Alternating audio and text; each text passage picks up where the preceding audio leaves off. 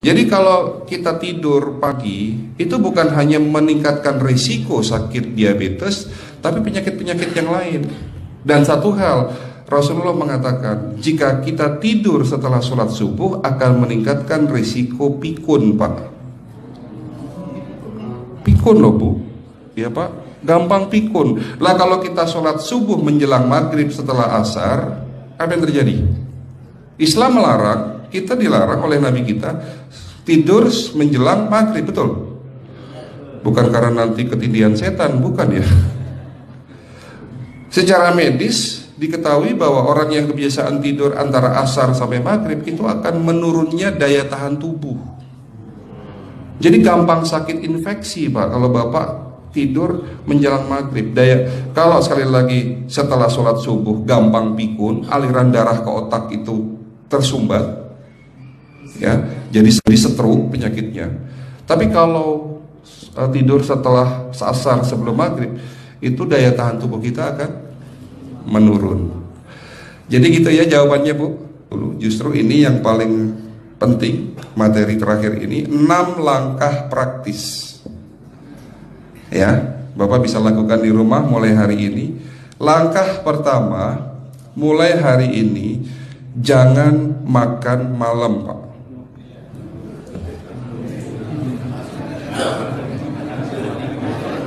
Ya,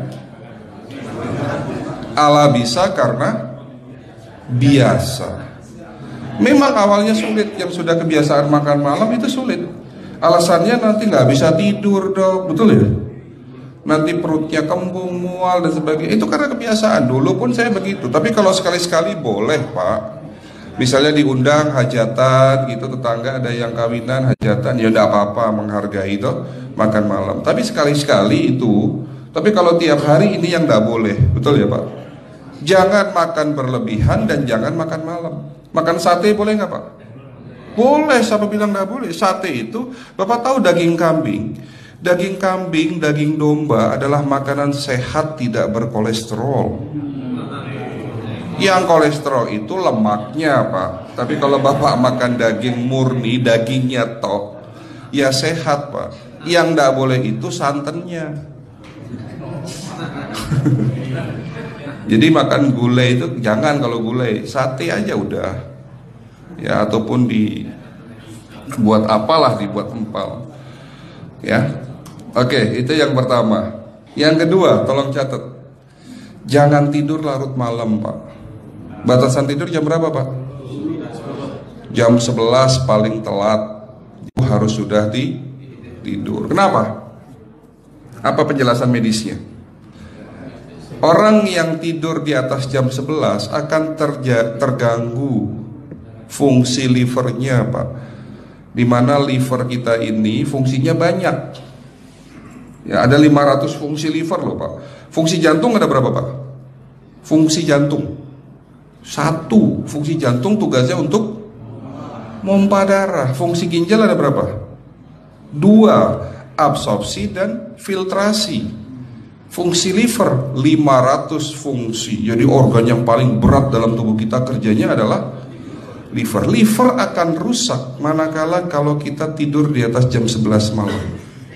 Berarti 500 fungsi liver bisa rusak, Pak. Ini salah satu penyebab diabetes. Bukan hanya kerusakan pankreas, tapi rusaknya liver bisa jadi penyakit diabetes, Pak.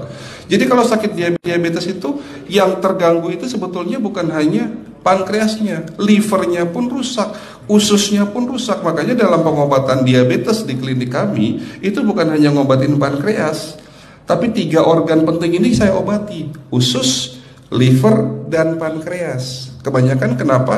Kalau dalam pengobatan tradisional mereka tahunya diabetes itu hanya pankreas, ya kan? Tapi di sini dalam pengobatan holistik, orang yang kena liver itu 3 organ ini pasti rusak: usus, liver, dan pankreas. Salah satu penyebab dari kerusakan liver akibat kebiasaan tidur larut malam. Jadi salah satu penyebab diabetes pun bisa karena tidur larut malam. Ya, batasan tidur jam berapa? Sekali lagi, jam 11 harus sudah tidur pulas. Jadi jam 10, setengah 11 paling lambat kita harus tidur pulas. Nanti setelah jam 1 boleh bangun. Yang penting jam 11 sampai jam 1 ini harus tidur pulas. Jadi kalau Bapak mau sholat tahajud jam 2, setengah 3 ya monggo. Ya. Oke, itu yang kedua. Yang ketiga, air putih Pak dijaga 2 liter sehari. Bagaimana cara minumnya yang baik? Rasulullah sudah ngajarin kita ada 6 sunnah. Harus duduk, pakai tangan kanan, seteguk demi seteguk, membaca basmalah di saat minum, diakhiri dengan alhamdulillah, kan begitu. Ya, pagi hari minum 1 gelas bangun tidur sebelum sholat subuh. Setelah sholat subuh boleh teh, tapi juga dibilas dengan 1 gelas air putih. Sebelum mandi nanti Pak, minum air hangat. Kalau Bapak mandinya pakai air dingin boleh, tapi sebelum mandi minum air hangat, biar tubuh kita ini jangan terlalu dingin di saat kita kena air dingin. Sampai maghrib pastikan 2 liter sudah masuk dalam tubuh kita. Malam mau tidur, tolong perhatikan Ibu ya, malam mau tidur jangan banyak-banyak minum. Nggak boleh minum malam itu segelas sampai 2 gelas mau tidur. Cukup seteguk 2 teguk saja. Karena kalau sampai kita minum mau tidur 1 gelas besar, ginjalnya malah rusak Pak. Ya. Oke, itu yang ketiga. Yang keempat, puasa. Lakukan puasa secara rutin, insya Allah kita sehat. Nah, untuk penjelasan atau materi puasa, nanti bisa hubungin staf saya. Nanti di bulan Ramadan tahun ini, kalau memang masih ada slot 1 sampai hari ke-20, saya bisa mengisi manasik kesehatan yang berkaitan dengan manfaat puasa untuk kesehatan. Insya Allah kalau memang masih ada slot waktunya, karena kita di bulan Ramadan hanya 20 hari kita mengisi manasik. Ya. Oke, itu yang keempat. Langkah keempat. Langkah 1, 2, 3, 4. Langkah kelima. Nah, sebelum saya menjawab yang kelima, saya ingin membacakan sebuah sabda Rasulullah. Rasulullah bersabda, di dalam tubuhmu ada segumpal daging. Jika segumpal daging itu sakit, akan sakitlah seluruh tubuhmu. Dan jika segumpal daging itu rusak, akan rusaklah seluruh tubuhmu. Apa itu segumpal daging? Segumpal daging itu adalah hati. Tapi ternyata yang dimaksud Rasulullah itu bukan liver Pak. Yang dimaksud Rasulullah adalah hati kita, roh kita, jiwa kita, perasaan kita. Kalau hati kita rusak, kita banyak penyakit hati, iri, dengki, sombong, takabur dan sebagainya. Penyakit fisik akan muncul dalam tubuh kita. Ya, tidak ada orang stres itu sehat, betul tidak Pak? Tidak ada orang yang suka marah-marah itu sehat, betul tidak? Bahkan Rasulullah mengajar senyum adalah ibadah. Senangkan orang lain, permudah urusan orang lain, insya Allah kita sehat. Ya. Jadi itu langkah ke-5. Langkah 1 sampai langkah ke-5 sifatnya individual. Bapak bisa lakukan sendiri di rumah. Tapi langkah ke-6 ini butuh bantuan pihak dokter atau rumah sakit. Kira-kira langkah ke-6 apa Pak? Lakukan pemeriksaan sebelum sakit. Jadi periksa itu jangan nunggu sakit baru periksa. Jangan seperti kayak Bu Ustazah tadi, diajak periksa, jawabannya takut ketahuan penyakitnya. Setelah stroke baru datang ke klinik untuk minta diperiksa. Kalau sudah stroke susah nggak nyembuhinnya Pak? Kata kayak beliau nih, sudah 2 tahun tidak sembuh-sembuh karena sudah terlanjur stroke. Tapi kalau beliau melakukan general check up, mohon maaf ya Pak, kalau beliau melakukan general check up rutin, insya Allah tidak akan kena stroke, karena sebelum stroke sudah diobati dulu. Karena stroke ini bisa kita lihat dalam scanning dengan alat yang saya punya, insya Allah kelihatan ini. Oh ini sudah mulai ada tanda-tanda mau penyumbatan, buru-buru diobati. Memang takut Pak, tapi pesan saya jangan takut.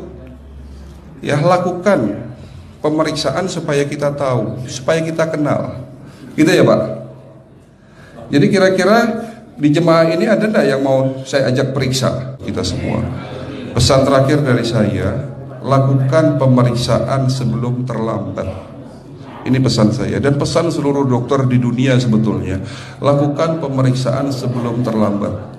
Ya, karena dengan kita melakukan pemeriksaan kita akan kenal tubuh kita. Kalau sudah kenal kita akan sayang sama tubuh kita. Betul Pak? Ada pepatah mengatakan tidak kenal tidak sayang. Cukup sekian dari saya. Mohon maaf kalau penyampaian kami kurang baik. Akhirul kalam, wabillahi taufiq wal hidayah. Wassalamualaikum warahmatullahi wabarakatuh. Kalau ada pertanyaan masalah teknis nanti